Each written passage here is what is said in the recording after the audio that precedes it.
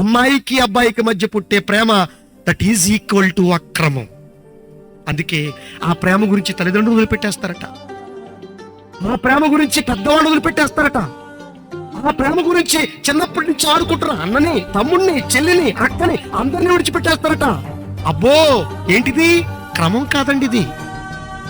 మరి ఆ అబ్బాయి కోసం అంతమంది, ఆ అబ్బాయిని ప్రేమించి అంతమంది వదిలేస్తానన్నావు కదా, ఆ అమ్మాయిని ప్రేమించి అంతమంది వదిలేస్తానన్నావు కదా, మరి చిన్నప్పటి నుంచి నీ అక్క నిన్ను ప్రేమిస్తుంది కదా, నీ చెల్లి నిన్ను ప్రేమిస్తుంది కదా, నీ వాళ్ళు నిన్ను ప్రేమిస్తున్నారు కదా.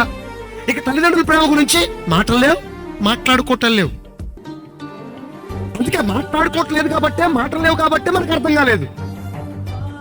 చిన్నప్పటి నుంచి తల్లి ప్రేమ చూస్తున్నా, ఏమండి ఇది కడిగి నీకు సకల పరిచర్యలు చేసి ఎవరు చదవటానికి కూడా సిద్ధపడి నేను భూమి మీదకి తీసుకొచ్చిందే తల్లి, నిన్ను పోషించటానికి, నిన్ను పెంచటానికి నాన్న అగచాట్లు పడి సావటానికి కూడా సిద్ధపడ్డాడు నీ తండ్రి. నీ కళ్ళున్నాయిగా గుడ్డుడైపోయావు, అందుకే ఆ ప్రేమ నీకు కనపడలా.